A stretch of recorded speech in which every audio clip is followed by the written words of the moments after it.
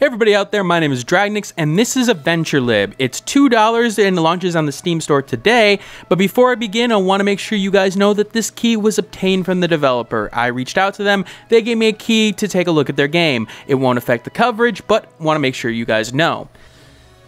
Now, for those who don't know, this is based off like Mad Libs, where you would fill in a story with certain words and certain nouns, and this is pretty much the same thing. So for example here, you're going to see that I'm going to actually shuffle the world in question. So a base story is there, but we're going to fill in the nouns with these items in question. I'm going to shuffle it one more time here just to show you guys some of the options here. And in fact, I'm going to be the Toilet of Legend. Yes, the Toilet of Legend. Let's listen here. Fair Kingdom has chosen you, the humble but very brave Toilet, to be the new hero of the land. Your quest is to defeat fearsome Doors, find the incredible Thing of legend, and unite the Rooms all across the kingdom.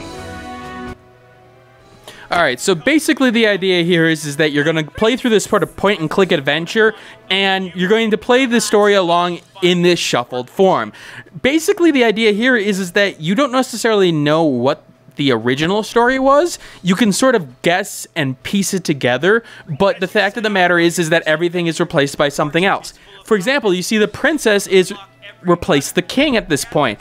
Now, this can lead to some comical scenarios. The fact of the matter is that sometimes it makes a lot of sense. For example, the princess has been replaced by the plunger, and you are the Toilet of Legend. Toilet and a plunger makes sense together, doesn't it? Sometimes it makes absolutely no sense together, as you'll see here in a little bit. Now, I personally liked Mad Libs as a kid. I always liked filling them in, and this did appeal to me on a big basis in terms of, okay, let's see what random stuff comes up. Now, we're gonna do a little bit of a puzzle here, and by puzzle I mean sort of just guess. The problem here is that like the idea of the point-and-click adventure portion working together with the story in question, you don't know exactly what is supposed to do what. So you see here, the butter I'm trying to open, the butter was obviously a door. I need the keys. I don't know what exactly the keys were, except I do because I know it was the pants in this portion. Now let's talk about how they present the game in question, because unfortunately, one of the problems I see early on here is the fact that context means a lot. So the idea of Mad Libs is to piece together a story to make it sound like the story is actually real. But unfortunately, what the problem with the Mad Libs portion here is the fact that it doesn't sound natural. When every item is said, it is said with a specific flair, and sometimes it does not match the context of the statement or the thing that you're trying to put together in question. That really makes it stand out, and unfortunately makes it stand out in a bad way. Now you see here, I'm randomly trying to combine things to try to make a spear. Yes, a spear. I ended up making a robot using the dragon's handle. Of course I did. And I can fight the door, possibly, but I need something else to help its length. And so I'm going to combine the sword with it. Nope, that's just silly. But maybe the kitten? Of course. The robot and the dragon together with a kitten create a spear. Again, the random nature does work in this sense, but in terms of the context of adding them all together, you're just throwing things, you're clicking, you're randomly attempting to figure out exactly what's going on. I felt like it may have been better to add some more specific context to it. Like, for example, in Mad Libs, you would have like proper nouns, for example. I felt like a different kind of item or thing in terms of the Mad Libs portion would have worked better here, because unfortunately, it just becomes a random click adventure, unfortunately. Now, I will say that the game did make me giggle at times in terms of what had been put together. You know, asking that, you know, to unclog your toilet when you're the toilet, basically, yeah, that's a little bit strange, especially when it's like, I need something to unclog the toilet. You're a goddamn plunger. Okay, funny, different context.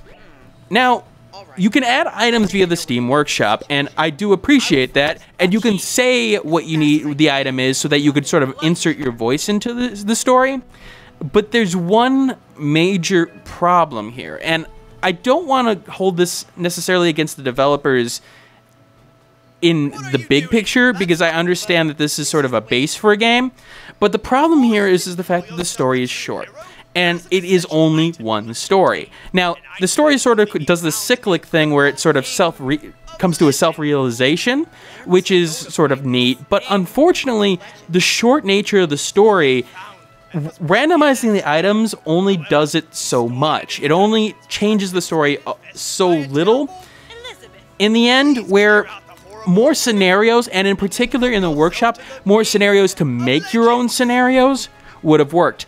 I think for the $2 price tag, it's hard to argue, you know, to add something of that complexity, because it does take a lot of complexity in order to work in this. I do think it would have made a lot more sense to add maybe a randomization element to the overall story in itself and work off some bases there. But instead, we get a scenario that's going to play out the same over and over and over again. And unfortunately, after like the second or third playthrough, it doesn't work, unfortunately. And unfortunately, from that perspective, I can't necessarily recommend the game, because unfortunately, I mean, it gets old. Even with the addition of new items and new artwork via the Steam Workshop, playing the same scenario over and over again doesn't work for Mad Libs. There is a reason why Mad Libs didn't come in a one-packet form. It came in about 100 packets, for example. Now, there are some additional portions. You do have collectibles in the game, and you can miss some elements from the story, which, again, is nice, but it's one of those situations, again, where there's just too little going on here. Now, I have to say, again, I'm pointing that out, and it's a $2 game. I understand that in terms of the context of $2, you're not going to get a lot. The fact of the matter is that you wouldn't expect a lot. But I think what people should expect, though, is something more than about a 15-minute game, and that's what it ends up coming to. Now, we can talk about the aspects of a 15-minute game all we want, about whether or not it would be worth the price of admission, but I felt here, in particular, it's more so the fact that it promised itself replayability with the unique words and the unique mechanics. And the thing is that replayability in terms of the storefront, it's sort of misleading because of the fact that, yeah, sure, you're going to play the same scenario over and over again, but the core element of the story is the same.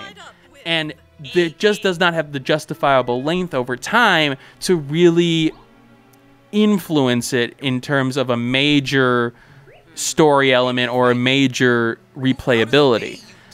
Again, I like the concept, I really do, and I think that the one thing that would make this game sort of an interesting must-have is the workshop support for the story base. If that's there, then I can see this really working out from an entertainment standpoint. Just, you know, make these crazy scenarios, make this crazy experience.